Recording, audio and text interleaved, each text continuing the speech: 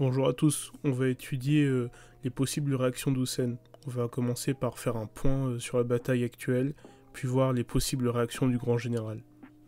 La bataille se déroule devant Ango, forteresse du nord de Zhao, choisie pour feinter l'attaque sur la plus grande forteresse de la région, Gian. Malheureusement, c'est un échec, car Riboku a totalement anticipé l'attaque sur Ango, plus a créé des pièges dont on ne connaît peut-être pas tous l'existence. Zhao rejoint donc Qin devant la forteresse de Ango pour commencer la bataille. Or déjà, Zhao étend ses lignes, ce qui force Qin à faire de même. Alors étendre les lignes, ça sert à quoi? Ça sert de 1 à créer beaucoup plus de distance, on va le voir après pour le plan de Riboku, et de 2 à moins bien encaisser les charges, car étendre son armée, ça sert à faire moins de lignes, et moins de lignes est égal à une moins bonne résistance aux charges, car l'armée est moins compacte. Plus Zhao a une supériorité numérique de 50 000 hommes, la bataille se déroule de 250 000 hommes pour Qin contre 300 000 pour Zhao. La bataille commence avec la charge de la Ishin sur l'armée de Gian, ainsi que des hommes des montagnes qui chargent l'armée de Genman. Au centre, il ne se passe rien, et Qin, n'ayant aucune information de l'armée centrale de Zhao, décide de les tenter avec une charge de Haku, où Zhao mobilisera Gakushu pour lui faire face. Et c'est au moment de la confrontation entre les deux armées que Riboku apparaît dans la forêt à gauche de Haku. Le premier général de Houssen répondra bien sûr à la provocation en chargeant avec 300 hommes et en désorganisant toute son armée. Haku tombe dans un premier temps dans le piège de Riboku et doit faire face à Fuon, Futei et Gakushu. Il va entamer un 3v1 qui va grandement le diminuer physiquement. Mais il ne faut pas sous-estimer la ténacité de la première armée du grand général Houssen, qui se dirigera toute comme un seul homme sur Riboku. Ce dernier fuira pour éviter d'être encerclé et être pris au dépourvu. À ce moment-là, Haku envoie un message à Shin pour qu'il bloque la retraite de Riboku et qu'il puisse le tuer, mettant fin à la bataille dès le début de celle-ci. Ce dernier s'exécutera de suite, ayant beaucoup de ressentiment envers l'homme qui lui a pris tous ses mentors. Shin part donc avec 10 000 sur ses 30 000 soldats. Le reste de la Ishin recevra l'aide de Won ainsi 10 000 de ses soldats sur le front, car il ne pouvait pas se permettre d'être plus en infériorité numérique, ne pouvant être qu'à minima 30 000 contre 70 000, pour un minimum tenir. Shin va donc poursuivre Riboku jusqu'à ce que ce dernier se retranche dans une forteresse de fortune que la Ishin va assiéger. Malheureusement, tout ceci n'est que la manipulation de Riboku qui n'avait que pour but d'éloigner Shin de la bataille, ainsi que toute interférence avec la seconde partie de son plan. Sa seule déception est de ne pas avoir pu avoir la tête de Haku, qui même Futei en jugera comme de la gourmandise de la part du grand cieux.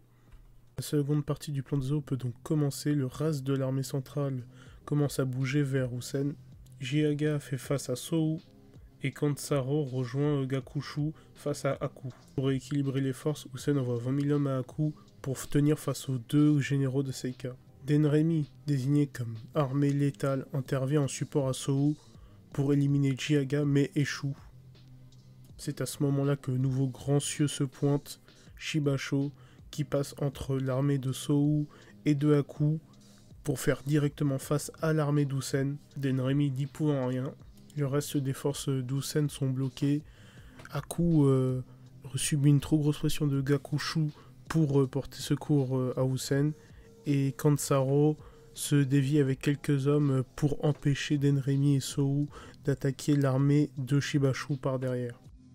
C'est sans compter les 20 000 hommes de réserve de Uhun menés par Kanju qui frappent l'armée de Shibashu sur son flanc, mais n'a pas grand effet.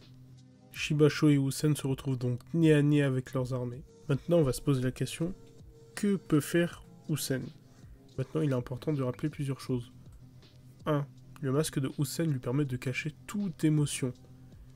Le perso pourrait très bien se chier dessus, on ne le verrait pas. Il pourrait sortir d'une séance de 2 heures de fitness park, on ne verrait aucune goutte de sueur sur son front, car on ne peut pas le voir.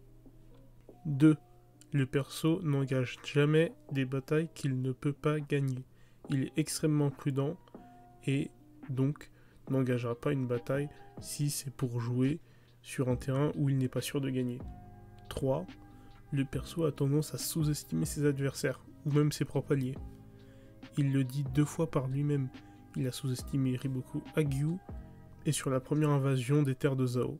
On a aussi vu qu'il sous-estime son propre fils, comme Hagyu, où il n'a pas anticipé l'éveil de l'armée de ce dernier. On peut donc déjà faire une croix sur les théories des fanboys d'Usen qui disaient qu'il était le grand manipulateur de la bataille, car déjà son plan qui a été exposé a totalement été prévu par Zhao. De 2, il a joué le jeu de Zhao en envoyant des troupes renforcer les armées de Haku.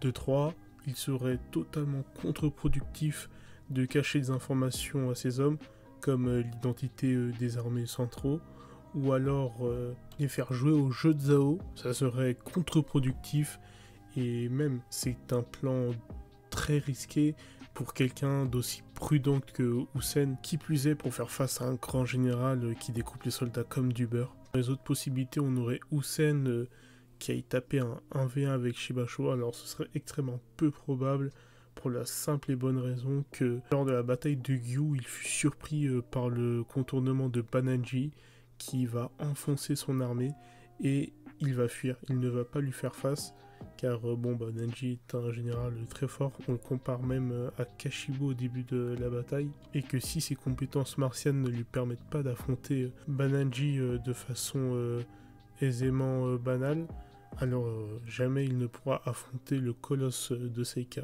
Une autre possibilité est que il est dans ses réserves un homme capable de taper un 1v1 avec Shibashu. Alors c'est très peu probable parce qu'on a déjà eu une présentation de l'armée d'Usen et que la bataille de Gyu est une guerre totale et donc il aurait forcément sorti à un moment donné ou un autre un homme de cette trempe pour faire face à Riboku ou surtout face à Bananji lorsque il intervient pour attaquer son camp. Ce n'est pas le cas, du coup ce serait quand même très surprenant qu'il n'ait pas sorti à ce moment-là. Surtout que on sait qu'il recrute des gens parmi les armées ennemies, mais il n'a pas quitté le front de Zhao depuis Gyu. Les théories disent qu'il va faire intervenir Mobu Utu, mais ce serait quand même très mal joué de la part de Qin parce que ça voudrait dire que un flanc total de leur pays est vulnérable, que ça soit par Wei ou Shu, ce qui serait totalement désastreux. Une autre option sont des hommes cachés derrière en renfort. Alors c'est possible, mais ce serait quand même risqué dans un territoire où Riboku a yeux et oreilles exactement partout. De plus, si on va dire il a entre 5000 et 10 000 hommes cachés, en face c'est Shibashu, du coup ça ne le retarderait que un peu. Voilà, ce serait pas d'une grande utilité face à un homme qui a laminé 25 000 hommes avec 5000 des siens. Une des possibilités est que Usen utiliserait des tactiques de type le courant qu'a utilisé Riboku à la coalition ou Go-Mei, mais est-ce que ce ne serait pas sous-estimer Shibashu de ne pas pouvoir faire face à ce genre de tactique? Et la dernière solution serait un repli. Alors ça pourrait être un repli vers une forteresse dont seul lui a les secrets, un repli vers un terrain favorable à une embuscade, ou encore un repli sur le flanc gauche. Mais le repli implique d'abandonner son armée centrale et son flanc droit, ce qui serait une situation totalement catastrophique pour Qin.